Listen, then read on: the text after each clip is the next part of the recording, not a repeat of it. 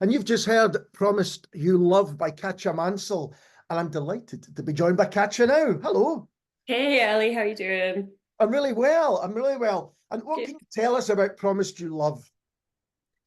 Promised You Love is a song, I think, about, yeah, it's like a queer love song. And I think there's so much um focus, I think, especially in like rom-coms and movies and stuff, right? That you have to chase someone and it's like now or never, and all this kind of like, pressure that we put on people. And I just wanted to write a wee love song that just kind of speaks to the idea of consent, of just being like, let's just give someone the time that they need, let's not have pressure, let's communicate where we're at, and what we both need for this to go forward. So that's kind of the message of Promised You Love. Yeah. That's really interesting because I was talking yesterday about to someone about how TV and films, Mhm. almost kind of pressurize you into having a conclusion by the end, so it's like, well, Yeah. this doesn't have a kind of happy ending, then what's the, or not even a happy ending, just an ending, whereas actually Yeah. real life's often not like that. No, it isn't. No. And I think, yeah, isn't it so important to just kind of like see what happens and take it slowly and, respect each other. Yeah, exactly, absolutely. And we're going to play your previous single, as I said, You Belong Here, later in the show. But can Yeah. we already say there's a Katya Mansell style and sound? I think so. I think, I've been doing music and kind of developing my sound for a few years. So I think, yeah, I feel really rooted in this kind of like indie pop kind of, I love pretty rhythms, like cool rhythms, pretty sounds, a kind of nice wee sonic world of prettiness, I think. But there's also, I mean, your voice is quite distinctive. I think when you're as a listener, you think, oh yeah, that's Katya.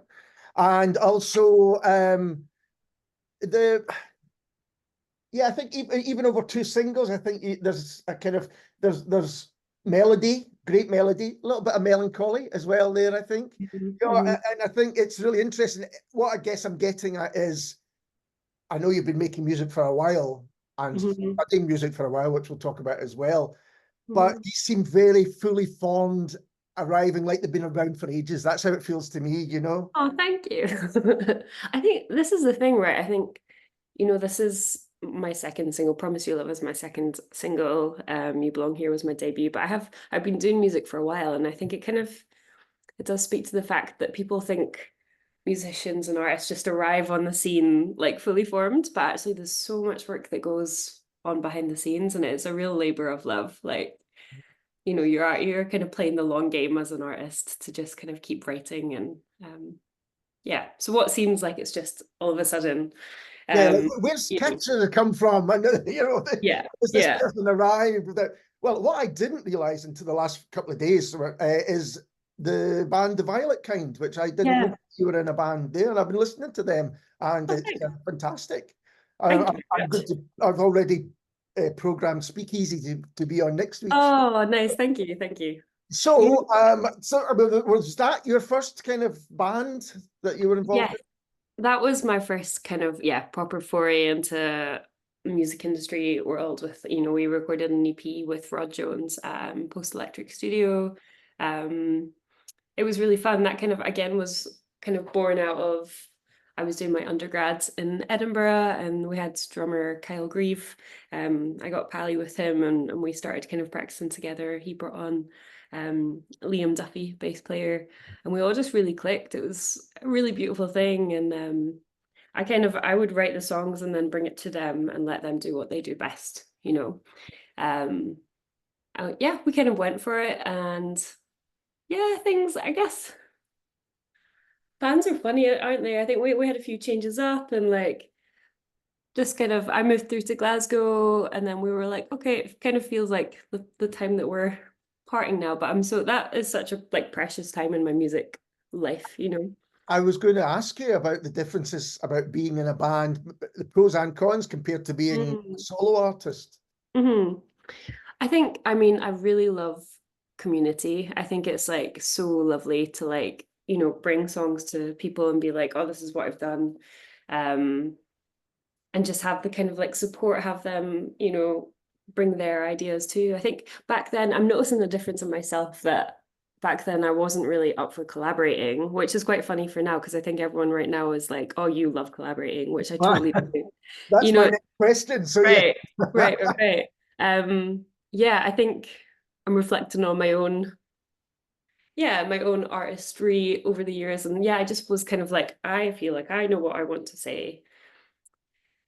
So I didn't really give them space to kind of, you know, put their ideas in for the songwriting stuff. But now I think I would totally change that. And you know, yeah, it would be a different kind of ball game to collaborate with them now.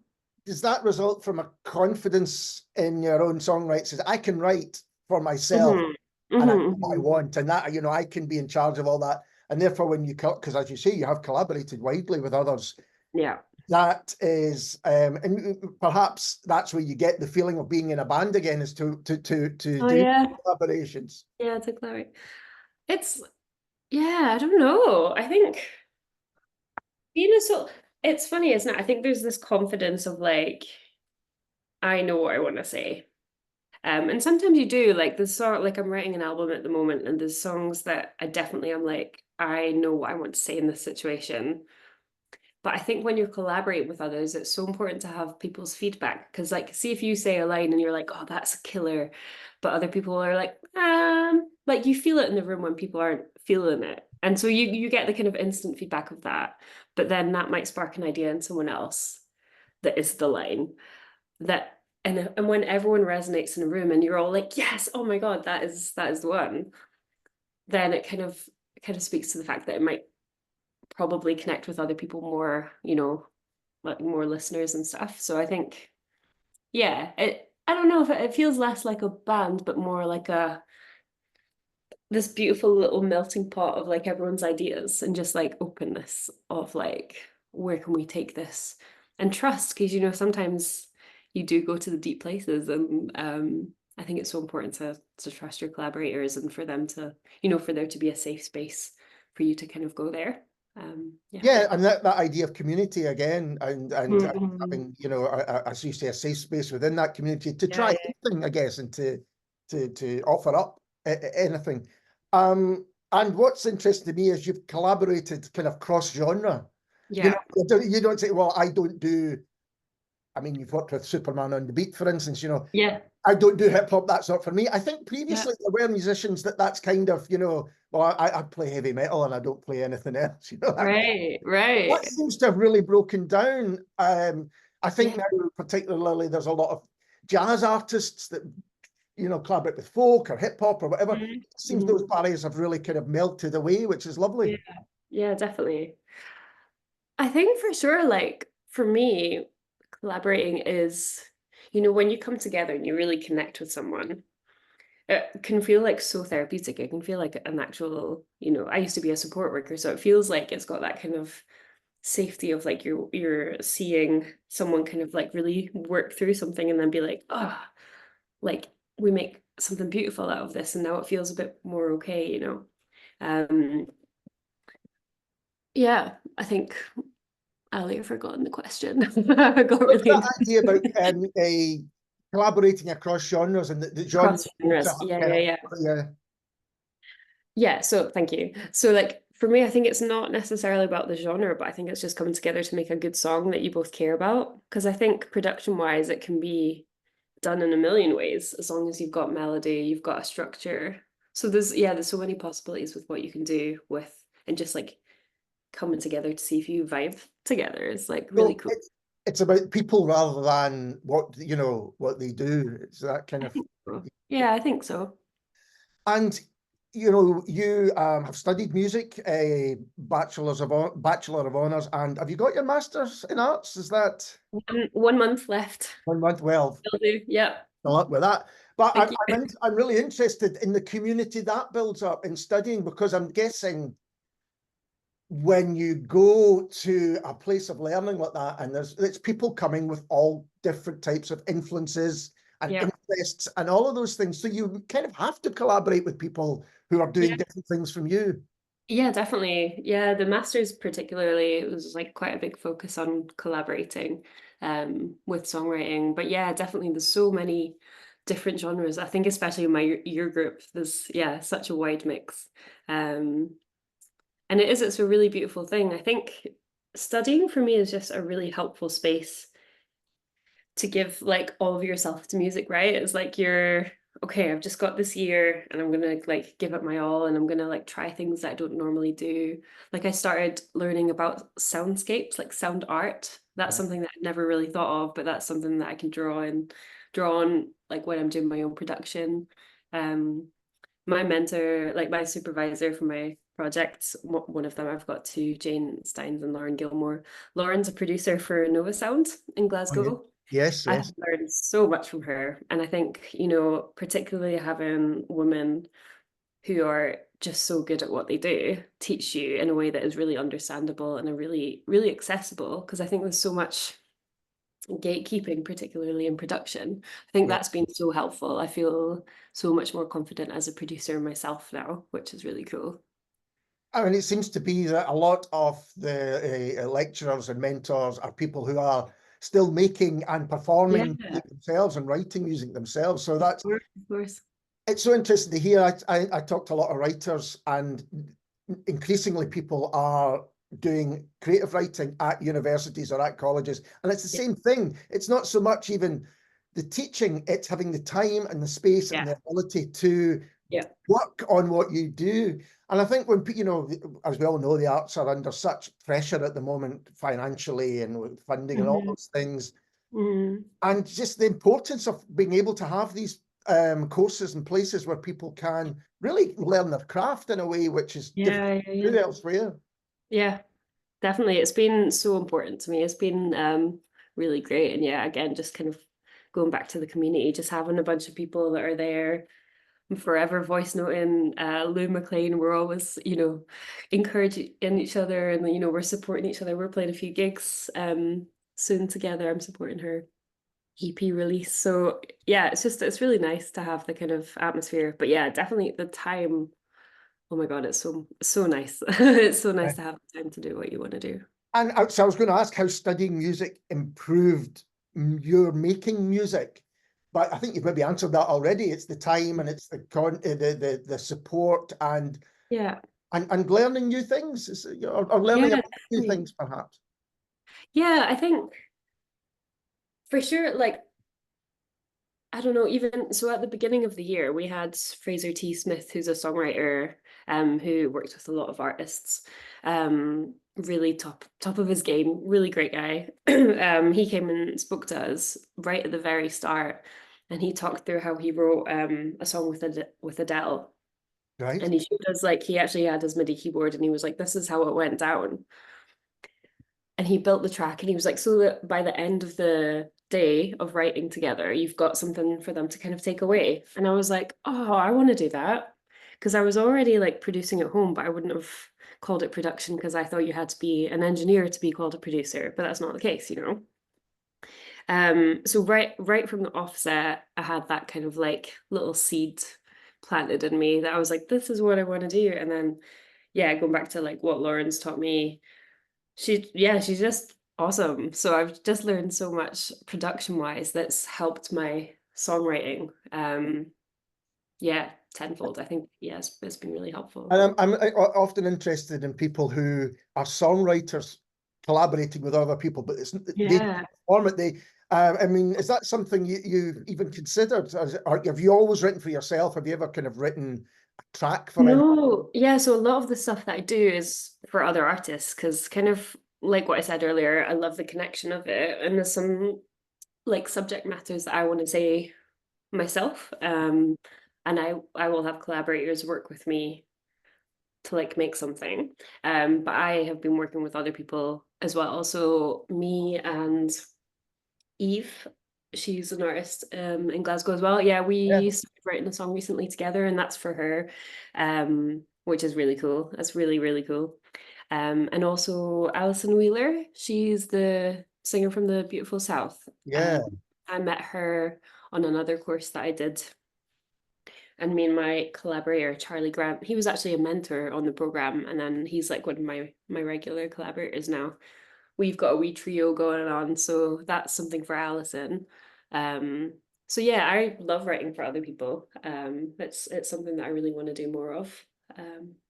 Yeah. Yeah, it's a really interesting area. I think I know a few people who have been in bands in the past, but now what they do is just, you know, they write songs with and for other Yeah. people, and you know, it's part of the music industry. I think that's not often kind of talked about, really. Yeah. That It's way. so interesting because I think the music industry really runs on collaborations. Yeah, yeah, You no, know, I think I'm doing something, there's a new program with, have you heard of songwriter Paddy Byrne? He's a Glaswegian guy that's kind of uh-huh. based down in London. But he's written with like Paloma Faith, all these like, you know, massive artists, massive pop artists. And he's like great. He's got a new thing called Good Song Right. Instagram. But again, it's just encouraging people to kind of get together, co-write with each other. Because I think, yeah, the industry standard, as far as I see it, is that you get an artist, a producer, and a songwriter together. You know, I think there's this pressure that everyone has to do everything, but you Mm. don't have to be good at everything. Like if you've got a really good lyricist, you know, put them with a really good producer and then they're going to make something really cool, you know? Like people don't have to be like, right, I am a producer, I am an artist, I am a songwriter, but like it's okay to collaborate. I think, yeah, there's this belief that you have to be good at everything, but yeah, why not put people with different talents together? And you mentioned that you're working on an album. Is Mhm. that still way in the future? Or have you got, what are your plans kind of next then in terms of release? Yeah. So, well, I just spent a couple of weeks away. I was in Berlin with Charlie, who I mentioned earlier. We were together for maybe 4 days, which was really cool. So, started one together, started one with a guy called Martin Kelly, and then third day was with a producer called Ivo Vollering, and that was, I think, the best session I've ever had. That was beautiful. Um, so yeah, so that was some of the songs, and then I'm writing collaboratively and solo. Yeah. The plan is, excuse me, the plan is to have it finished by next month. So yeah, it's a speedy one. I know. Wish me luck.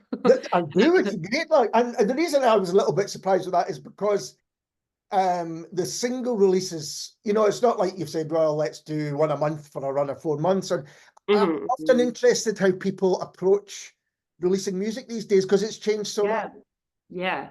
And I think do you most have to have a bands, kind of plan or a before you do it? Is that something that you know you yeah, as well? I think it's definitely important to have a plan. You know, I think yeah, and I think, you know, I think it's important also to have your like ducks in a row Yeah. because I think, you know, especially with You Belong Here, I put that out and then I didn't have anything immediately after to go. So, and then all of a sudden a year passes and I'm like, oh, I've not done anything. I have been doing my master's, so I feel like I can, You you have know, been doing. time for that. But, you know, this year I've got 3 singles this year. So my plan was write the album so that when they're all out, then early next year I'll have the album to put out. So it's kind of all go. Oh, 'Cause I fantastic. think especially with all the stuff with algorithms and stuff, you have to kind of be on top of, you know, being continuously putting stuff out there. So yeah. And what strikes me from talking to you, the joy you have in making the music. You know, you talk about Yeah. the joy, and then you mentioned algorithms, and your eyes rolled. I know. Absolutely, I think that's so true. It's Uh, the artistry, and then there's this necessity apparently that's going on there. And yeah. yeah, Honestly, I think the admin is hard because I think people don't realize how much goes into all the mm, work. And I think that's maybe why it is just so beautiful to be a songwriter instead of an artist sometimes because you actually just get to write music and that's what you want to do. Like we want to write. Um, and you yeah, know, I think the main purpose of social media is to connect, right? But I think it's so easy to get caught in with all the like numbers game and like how many Spotify streams have you got? Um, all that kind of stuff. But actually, like, yeah, we need to put that aside and be like, it is about the connection. But unfortunately, like the music industry looks at all those figures and stuff, right? So Spotify now won't pay you unless you get 1,000 streams. all this kind of stuff, and what they pay you is like minimal. Yeah, yeah. It's a strange change. And I think that's why actually a lot of people who maybe were in bands and then could make their living, or at least, you know, make a living from songwriting. That's maybe one of the reasons that they decide to do that. Yeah. But you must have been delighted about, we're going to hear You Belong Here in a moment, how that was received. You know, it could have had a long life that these It days really did, yeah. singles rarely have, you know, these days all Yeah. out, you think that's a great song, and then something else comes out, but You Belong Here seemed to really connect with people. Yeah, thank you. It was really beautiful to see, actually. Yeah, it was so nice. I think I got like Snacks like top 20 singles of the year, like shortlisted for that. And you guys wrote or talked about it on the podcast Yeah. with Rave Child. Yeah, it was so nice to see people really connecting with that song. And I think, yeah, I think when you write a song, I think without blowing my own trumpet, I think it's important to talk about this stuff. I Mm-hmm. think it's, you know, that one was written from the perspective of a father finding out his kid was trans Mm-hmm. and then starting to kind of unlearn his own biases of like, oh, I thought you were supposed to be a certain way, but actually that's kind of on me. And I just actually I want you to be happy. I want you to be who you are. And I think it's a message that is really important when we're seeing so much backlash, particularly towards the trans community. So yeah, it felt really important. And I think songwriters write yeah, we need to write what needs to be heard, you know? Yeah, That's the message, yeah. and maybe that's when you're writing your solo. In fact, Yeah. you can write about what's really important to you. Yeah, yeah, Full of not just how you write it, but the sound and how it's presented and all of those things. yeah, yeah, Yeah, yeah. it's an absolutely beautiful song. Thank you. Katya, thank you so much for taking the time to talk to me. It's been an absolute pleasure. Oh, my pleasure. Thank you so much for your support, Ellie. It really means a lot. And this is Katya Mansell, and You Belong Here.